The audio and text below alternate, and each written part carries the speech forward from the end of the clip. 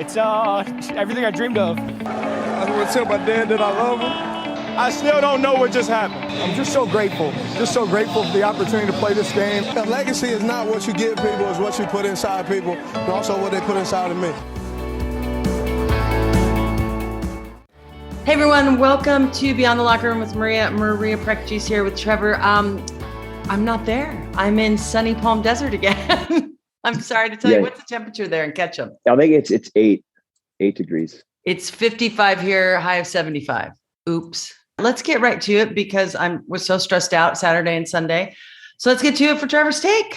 Right. Okay. So you and I were texting on Sunday. We'll get to that. Let's go in order of the playoff games. All decided in the last second, except the last game we'll talk about. That was last second, all on field goals. And okay, Cincinnati, Tennessee, the poor Tennessee quarterback at the end threw that interception. Shouldn't have thrown it. That's all I got to say about that game. You go. I think Joe Burrow is awesome. And he's showing that he's a winner. I think that's cool. Cincinnati's getting all like they have something to root for because the Reds are terrible. And finally, 31 years, they're in a playoff game that matters. I mean, there's like in town, there's like Cincinnati fans coming out of the woodwork too. You're like, who are you? Yeah. Dressing up like a tiger. Well, and I love it that Joe said in the post-game interview that the field goal kicker was on the sidelines talking to someone else. And he looked at him and before he went out and kicked it, he goes, well, it looks like we're going to the playoffs. You know, it looks like we're playing next week. He was so casual. And is he a rookie? McPherson, is that his name? I think so, yeah. The confidence in him and the whole team and Joe Burrow, yeah, he's pretty cool, I think. I love him. I think it's great. I'm not going to dress up like a tiger right now because they're not my team. But yeah, I have a problem rooting for the Bengals. I have an ex-girlfriend that's from Cincinnati. We don't like those people. I mean, they're really nice, but the other problem is the person that we'll get to later, but the person that they're playing to on the other side of the ball is really good. That Patrick Mahomes guy. Yeah. So that's going to be a close one. But anyway, and then San Francisco, Green Bay. I love all the tweets are like, go Jimmy Garoppolo. He's great. And he's hot from all the women. And I mean, the look on Aaron Rodgers' face at the end, he'll probably still get the MVP. I saw him. He made a comment yesterday that was on the internet that was like, the only reason that people were rooting against me was because of my vaccination status. And I was like, well, what about all the people from Chicago that hate the Packers and just hate you? Not about your status. I don't think he's coming back. And he just wasn't, San Francisco got a couple lucky, not lucky, a couple turnovers and they made it happen. Their defense played well. And like, it was almost like the Packers couldn't play in the Packers cold. It's like, what are you doing? I know. I mean, they couldn't. And did you see the kicker was still practicing kicking when they were introducing the Packers players? Yeah. Like they were like in the way and he was still practicing. And like, that's dedication right there. That's why, I don't know. Bad karma comes back and it'll get you. And now he's 0-4 against the 49ers in playoff games. Yeah. Well, and then Jimmy G is 9-2 where he doesn't throw a touchdown and 7-0 this year without throwing a touchdown. That's like, what an awesome stat to have. Yeah. You're like, oh, it's cool, guys. I haven't thrown a touchdown. Of course we're going to win. It's amazing. I was just like, good for San Francisco, good for Cincinnati on Saturday's game. They were also ripping Jimmy G about like, oh, is he a quarterback that can win? Is he this person that he's good? It's like, clearly he is good. They're still winning. He can he's throwing the ball to Kittle. He's handing the ball off. He's the starter. He's the key to the offense. He's got to start that ignition to get that car driving. And it's just like, I mean, they're kind of remind me of when the Eagles won the Super Bowl in 2017 because Wentz got hurt and they were the underdogs and they were always wearing the dog mask. Yeah, I remember that. Well, it's like no one believe. Like even me, I've been pumping the 49ers tires for the last like 6 to 7 weeks, and I'm still like not believing. And I bet against them. I bet $1 with the guy against him because he was a little lit, and he's like he hated Aaron Rodgers too. That's why he wanted to. Well, yeah, I think a lot of people. And you know what, Aaron Rodgers, it's not just his vaccination status, which some of these pro athletes. I mean, 90% of them have gotten it and they're fine. It's just attitude, man. Yeah. It's attitude. This year, not a fan. I can't even believe State Farm's still using them on the commercials, but. Oh, they have to probably. Yeah. So. I mean, Rodgers, what is his next go? Like they say that like his best move would be to stay because that's probably where he's going to win a Super Bowl. It's like the best chances. You leave for another team, you got to learn a new system. You got to get players, Yeah. It'll be interesting to see what happens to him. And then what happens to this other guy called Tom Brady, the Rams, Tampa Bay. I mean, I love it. They were down by a lot, Tampa Bay, and Tom Brady just comes back. Were you, I was at work, so I didn't watch, but I watched most of the game. Yeah, I love seeing your mouth. I was cooking. I was cooking, you look up, flip a burger, you're like,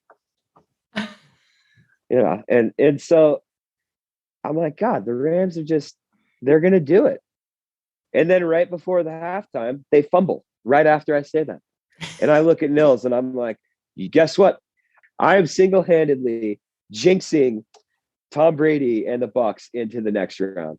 And then I it comes back out. They start winning. And then I'm like, oh my God. I have seen this movie so many times with Tom Brady. Like, I mean, how many games have you seen it where he's down and he comes back? I mean, like what, 25 plus games like that? Well, yeah. It's just so amazing to watch him. And you feel the players start to ride the momentum wave too. And like, he calls them at 5 a.m. He's like, you guys ready to win a Super Bowl this year? You're like, yeah, I guess I am. Well, it's like having, he's so classy. He was like, I'm going to take some time. I'm going to, talk to my family. They're number one, where Aaron Rodgers is just like, well, I got to figure this out. I don't know. It's just even in the tone of the voice. And that's just me being uber critical because he's a great quarterback. But Tom Brady's a little classier. Yeah. Well, I mean, like I heard somebody say on ESPN, they're like, I wouldn't talk to him now because he just lost. He had a long season. And of course he's probably thinking about not playing. You need to talk to him like right before training camp and be like, hey, what's up? You want to play? He's like, yeah, I'm going to play. And then Aaron Rodgers doesn't have a family that he talks to. It's all about him. I know he didn't mention his fiance once. I'm assuming they're still engaged. So that game was stressful on Sunday. And then, and I didn't even care who won. And then Buffalo. Well, then like, Cooper Kupp coming off those 2 catches, just like at the end of we'll talk about that later. But yeah, Cooper Kupp came up huge in those catches to get him into field goal position. I mean, like you said, is it the weekend of the kicker? It was totally the weekend of the kicker because then Buffalo, Kansas City. Okay. This game was crazy. People have been talking about it all week, but I was sitting here in this condo by myself, jumping up and down. I was texting you. You're like, you're a dork. I'm like, yes, I am. We know this. But 2 minutes, I had the stats here somewhere. In the last 2 minutes, how many? There was like, I don't even like at least three touchdowns. Yeah. Maybe 4. So I was like this yet. Like that game was so amazing. So like every drive that the team had, like had they won on that drive, that would have been an all-time drive. You know what I'm saying? Yeah. Like they went down and got ahead. Mahomes, you're like, whoa, that was amazing. There's only 2 minutes left. Can they do it? Boom. Josh Allen. Boom. They go ahead. Then Mahomes is like, boom, another all-time drive. And then Josh Allen with a minute left, boom, all the way down. Gets another. He scores again. And then you're like, was it 13 seconds or 17 seconds? 13 seconds left. And then there's all this stipulation, like should they squib kick it to get the clock going? And then they probably should have. But I mean, Freddie next door at the auto shop, he always says, you can always bet on the horse after the race. And I love that saying because it's so true. That's awesome. Like all the haters come out of the woodwork. They're like, oh yeah, they should have done this. And I mean, like the announcers, oh my God, Maria. Can you believe it? They had 13 seconds. They had 13. I'm like Tony Romo. Like, oh, he was going crazy. Geez. I mean, he's like, now there's 23 seconds to change your life. I wrote it down while I was watching the game because I am a dork. They were just And yeah, the armchair quarterbacks and all the analysts, Rex Ryan was like, that's not how you coach 13 seconds. You do not kick it into the end zone when you have Patrick Mahomes on the other side. But you just got to I think it's just, you have to get that clock going. Right. Yeah. But still, like, did you see Jason Kelsey, your boyfriend? Travis yes. Kelsey, sorry. His brother was at the game that plays for the Eagles. He was cheering huge with his mom in the stands. No, I love that his mom went to both games the weekend before. We talked about that. And now she's going to another. I love Kelsey. Patrick Mahomes' wife sprayed everybody with champagne. She was getting a big hard time about that. Yeah. I think it might be fiance, or is he actually married? Anyway, yeah, she was spraying people, and then I was like, really? My take with that is, hey, why don't you spray yourself with champagne and then spray people? Okay, because I am not one to get I'd be mad about that. People are like, oh, I can't believe you're getting mad. It's like, listen, I personally, if I were at an Eagles game and I got hit, I wouldn't probably care that much. But I'd be upset. If you've ever been sprayed with champagne, it's not cool. It's not like, oh, sweet, now I've got champagne all over me, I'm so happy, But the end of that game was nuts. So now let's go right into hold on. Travis Kelsey at the line was like, if I have the inside seam. Yeah. So he called that play. And then he also told Tyreek Hill that he just go outside, he'd block for him. So those two plays, that's crazy. Great athlete, great guy. He got kicked off his college team. Awesome. He's did not know. Yeah, he played for Cincinnati Bearcat. And his brother talked him into get back on the team. I think he played quarterback too. Oh, that's funny. Weird. No, isn't that weird? It was great. And then overtime, the toss goes to Kansas City. And I got a big star on this one now. Yeah, I think so. College, I like the college rules. They each start at 25. And then they said, after so many tries, the athletes are so tired. They don't want injuries. So they have all those crazy rules in college, but each team gets an equal opportunity. Yeah, it's after 5, they have to go for, have to go for 2 in college, right? So after 5 tries, they're forced to go for 2, which I think is amazing too. But yeah, I don't think the NFL is going to change it, but I think they should. So I don't know. I just feel like that was such an epic game, and kind of there will be the rule is the rule, and I get that. That's how it is. And Kansas, there's nobody's going to stop any of those quarterbacks from scoring a touchdown. We saw that the last 5 minutes. Yeah. And you were praying for a field goal, and that just wasn't going to happen. I texted my buddy, I'm like, this game's over. As soon when they won that the coin toss, they were acting like they already won. Yeah. Well, when you have Patrick Mahomes, And I think poor Josh Allen, dude. Poor Josh Allen. Poor Buffalo. They did a great job, but that was the most. This whole weekend was the most exciting weekend in football that anyone's seen anytime. That's what that was the craziest game I've ever seen in my entire life. Next to the Eagles winning the Super Bowl. I texted you that too. I know you were and for this next weekend, first time in 12 years that a conference title game will not feature Aaron Rodgers or Tom Brady. You texted me that 12 years. Yeah, that's crazy. It's like we're getting spoiled now. Yeah, we don't have to deal with them. I'm excited. I like the Bengals. I don't think they have a chance beating Kansas City, but Kansas City's so good. Who wins the game with 13 seconds left? It ties it up. It's what they went 60 yards. It's what the hell? No, I love that. It was the whole weekend was crazy, and then everyone's and who says field goal kickers aren't part of the team? It's they either get all the glory if they do it or none. But this next week, Cincinnati and KC, I think KC's going to do it. And then San Francisco Rams, I think the Rams are going to win. My prediction is Kansas City with the Rams in the Super Bowl, but I kind of hope that's the case. I just don't think that San Francisco has enough firepower. So I'm jinxing them to the Super Bowl right now. You are. I am. What about, let's go back to your notes. First off, are there 8 teams or 9 as of this morning? It's Wednesday morning that don't have a coach. I think 9. Well, it was 9 when I was going for a walk yesterday. And then all of a sudden they said 8. I'm like, no, I think it's 9. Well, I mean, it could be 10 with McCarthy and hot water. And they said that, like, so first off, Sean Payton has he's 2 years on his contract, I guess, but he's done coaching. They're saying that Doug Peterson might go there, as long as some other fellows. But I like Doug Peterson because he won a Super Bowl in Philly. But they're saying that Jerry Jones might be behind the Sean Payton deal, and somehow he might be coaching the Dallas Cowboys in 2024 after his contract is up. So we'll see. Something to think about.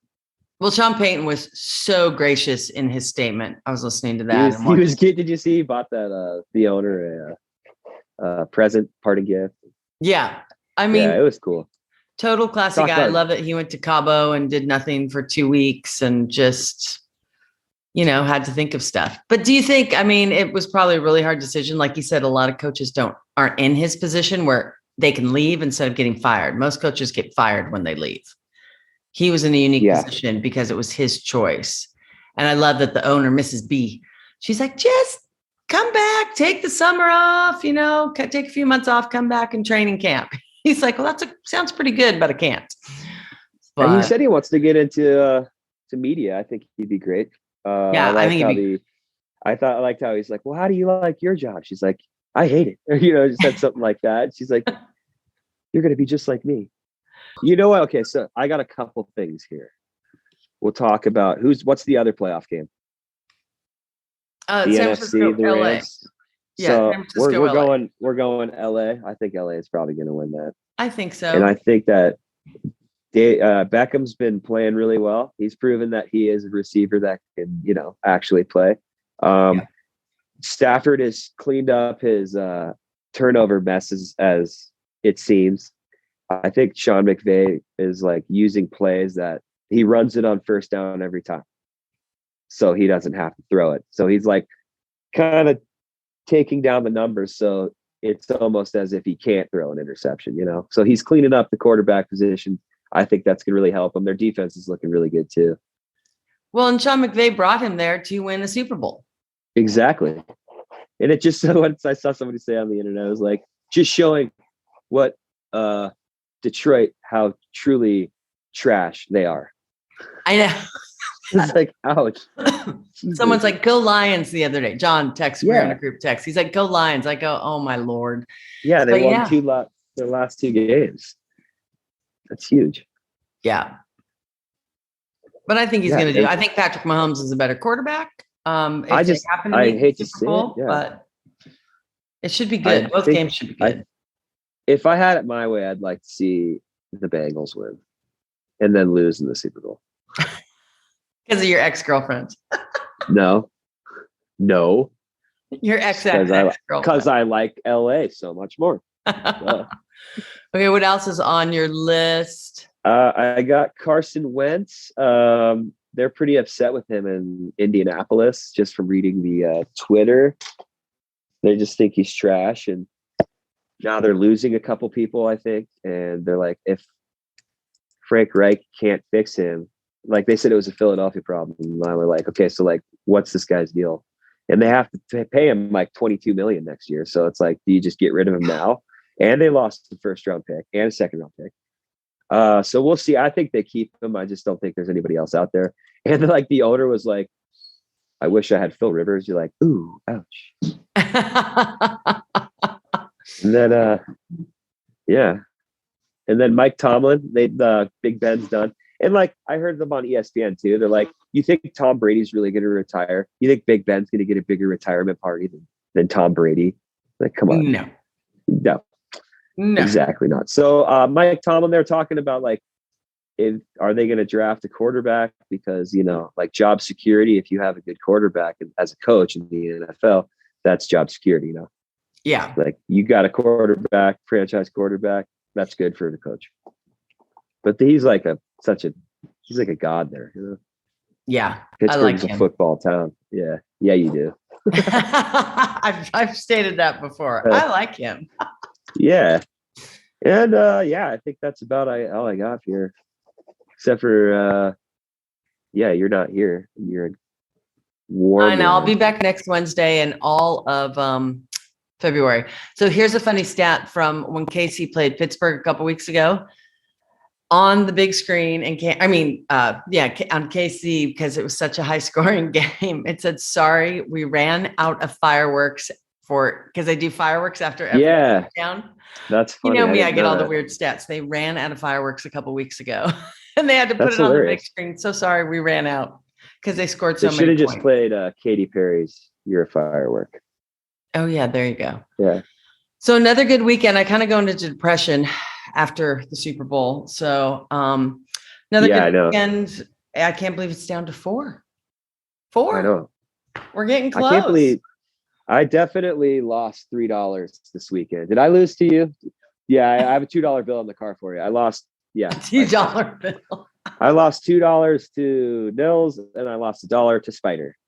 Oh my God. All because I'm the smartest guy in the room, just like Dash. You're a big better. Well, we'll have to do some fun bets for the Super Bowl for sure. Oh yeah, for your prop bets. Prop bets. Yes. You know what we should do? We should get $50 in ones, and we'll go through and bet each other on the prop bets, and we'll see how we do. We could do that. I probably have $50 in one. I most definitely do. Well, coming up next, my friend HD, the voice, I work with him at the firefighter competitions. He played football and he is so into the playoffs. So I'm going to talk to him coming up. He might have a prediction or two as well, and just how football has affected his life. And it's going to be very cool. So stay tuned and hit that subscribe button. And we'll see you next week. Enjoy watching the football.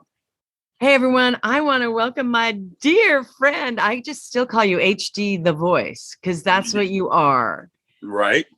Welcome to the podcast. You're starting your own podcast, which we want to tell people about in a little bit. But so first off, so good to see you. And you have a lot of jobs, but your main job is for the Firefighter Challenge. Yes. Tell everyone, and I work with you usually at Worlds, which is great. Tell everyone a little bit about that, and we'll give our brothers and sisters in that some love. Well, first, let me just say I'm excited to be here. Thank you for having me on your podcast. Yes, I'm the announcer for the Firefighter Combat Challenge, now known as the Firefighter Challenge. I've been with them now for going on 4 seasons.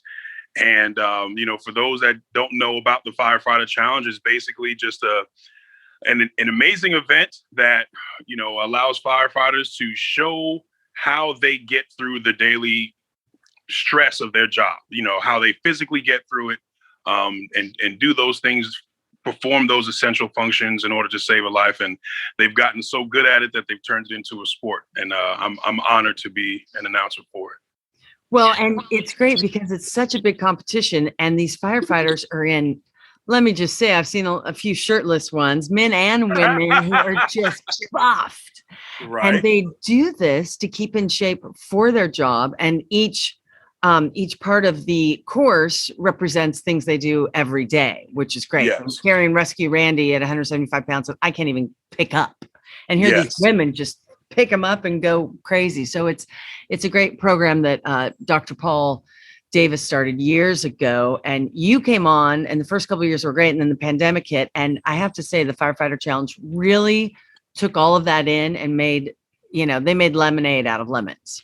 Yes, absolutely. It was, it was scary, for one, to have an event where you have people in such close proximity with, athletes, with, sponsors, with corporate sponsors, with everyone involved with the entire event. And those, those first 2 years, that first year of COVID, that 2020, we got through the entire season and we didn't have any cases. We were very big and still very big on just the sanitization of the course, the adhering to all the social distancing, but even more so than that, what was so exciting about 2021 once we were able to get events booked and firefighters started coming out, it was the camaraderie that was necessary again. People miss that camaraderie. And, I was excited. I was excited for, to see what would happen year 2. And, it went off without a hitch. We had a great year. Last year was a great year. I know. Congratulations to all those winners. Congratulations to all those winners who won. If they're watching, it was outstanding. It's so much fun. I couldn't be there the last 2 years for Worlds, but hopefully this year, 2022 is our year, because announcing with you is so much fun. And these athletes inside and out, and you are an athlete, and we're going to talk about that in your football career. But it is amazing to watch these men and women. And even they get sponsors out there to run the course and all this, and they call it the toughest 2 minutes in sports because it is. Right. Absolutely. It's, speaking of that, speaking of sponsors, just for example, talking about like the St. Lucie team, the guys from St. Lucie, they're sponsored. They're one of the sponsored firefighter teams, and St. Lucie, Hobbs, New Mexico, just countless others. And it's a testament to show how those firefighters and what they're doing in their communities. The fact that they can get those local businesses to buy into their team, to buy into their efforts. It's not just about being out there saving a life or, stopping traffic, and saving someone in an accident. It's really about showing people and showcasing them that these are our firefighters and we're proud of them. We're going to support them in their event. And you should have seen the St. Lucie guys at Worlds. They all had matching hoodies. They had matching shirts and sweaters. And they were just, it was exciting. It was fun to watch. Well, and I've seen a few, they've run some ex-pro football players on the course. And let me just tell you, it's hard. And you were an ex-football player. You've done training. How does the training differ from what you did in high school and collegiate football from what these guys do? I know a lot of the guys and girls do CrossFit, which is amazing, but it's a whole different ballgame. It's definitely a whole different ballgame. I can honestly say that, CrossFit does prepare you from a cardiovascular standpoint for what the challenge is about to do to you, because in all actuality, there's really nothing that can compare to just a flat out 2 to 4 minutes or 3 to 5 minutes of just going all out. There's nothing that you can train for. You can only try to prepare your lungs or in your muscles for as much as possible. But the one thing that I really like about the firefighter challenge, and I bring that back to football, is again the level of workouts that you need to do in order to sustain yourself. You'll find a lot of these firefighters, they'll be getting into rowing a lot. They're into CrossFit.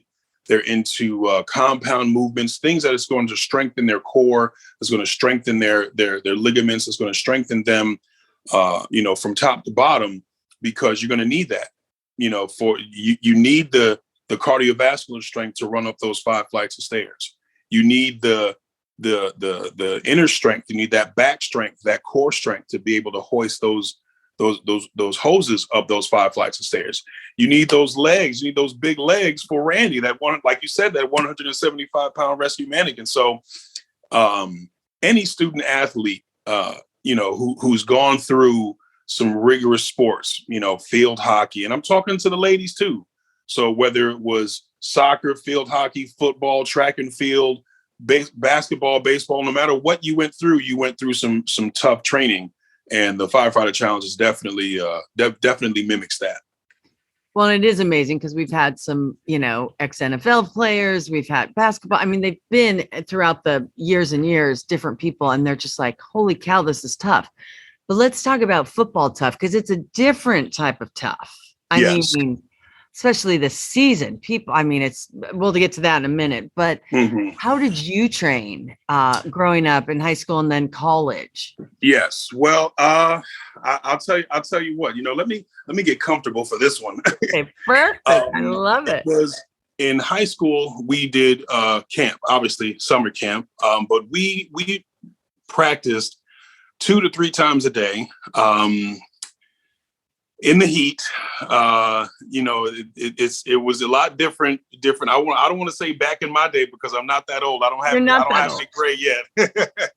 But when I was younger, going through high school and college, it was very rigorous. I played offensive line. I played offensive line and defensive line in high school and college. So, when you're in those trenches, there's no backseas. You gotta get in it. You're in it, and it's a lot of footwork. It's a lot of strength training. It's a lot of core training. Olympic movements. You'll see a lot of Olympic movements in CrossFit.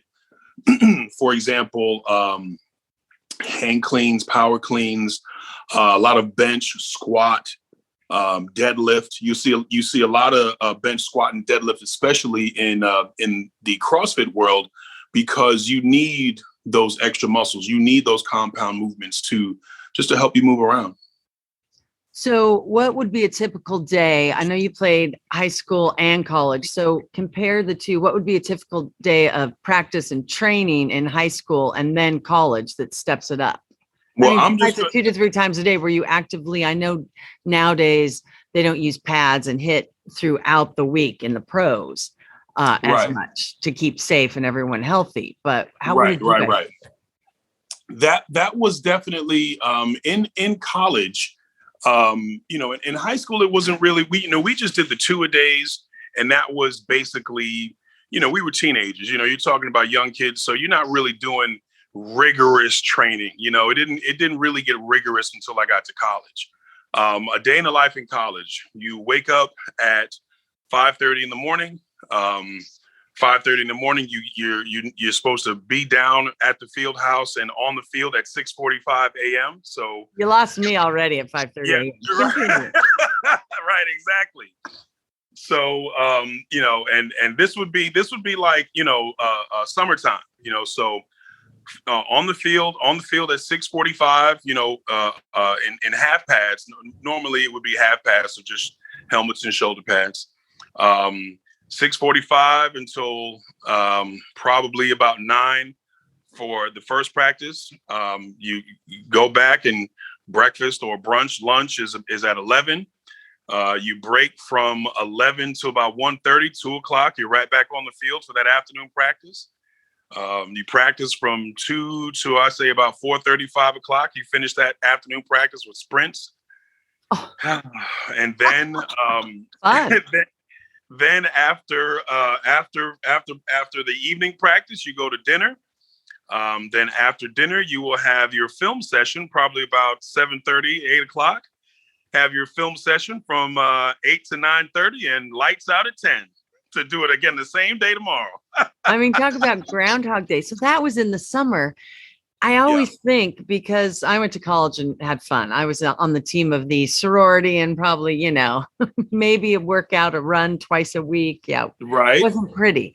But how did you balance studies with all that? Because I know during the school year, I'm assuming they gave you time for your studies and you had to go to class. Yeah. It was summer. One thing that I want everybody to know, everybody who watches you and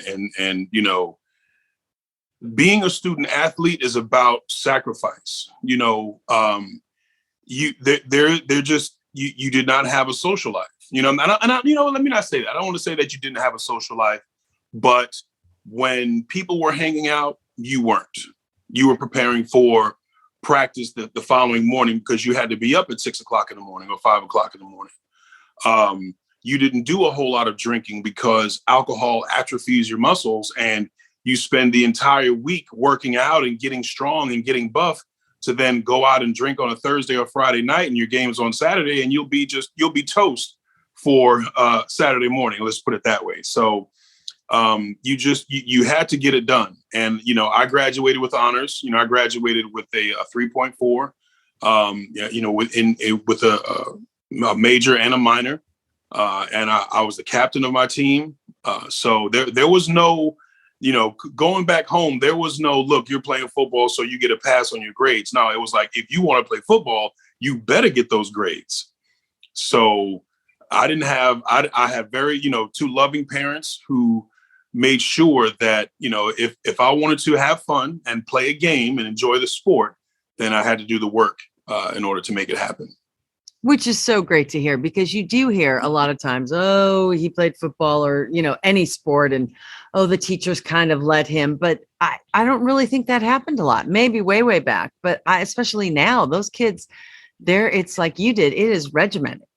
Yeah, it's not, the way things are now, the way things have become, there is no more being swept up under the rug, because now you have athletes who want to become businessmen and businesswomen. And you start sweeping that financial education or that historical education or that social education under the rug. Then when it's time for you to use that historical fact or that mathematical fact or that social fact, you're not going to have that. So, no, it was, there was school and my school work. Student became before athlete, and a student became before athlete in my household as well as in school. So, I would not have been able to be an athlete were I not a good student. So let's talk. I have so much to talk to you about. Captain of the team. Yes. You're a leader. I know you. That's your persona. You are confident, and he's really a big teddy bear too, but you're confident, and you're so all around. Yes. In so many departments. But what did you learn from being the captain, and how hard was that? I mean, you had to lead the team besides the coaches. I became captain when I was a senior. So for 3.5, 4 years, as I played, my 5th year senior, for 3.5, 4 years, I'm, messing around with my boys, with my teammates, with the guys who were captain. I'm messing with them like, whatever. We're not listening to the captain, blah, blah, blah, whatever. We're not running hard. And then the year I became captain, I'm like, okay, I'm going to have to now get the entire team, because I'm the offensive lineman, I'm the captain, now everybody knows me. So now I've got to get this entire team to now, one, perform well, because I don't want to look bad, one, and I want to win. I want a championship.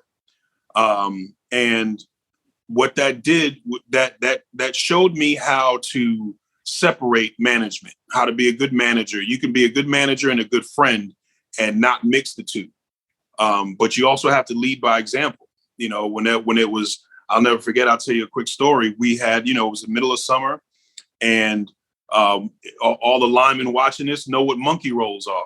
If you get on a 5-man sled, and just to put it plainly and make it quick, it's a 5-man sled.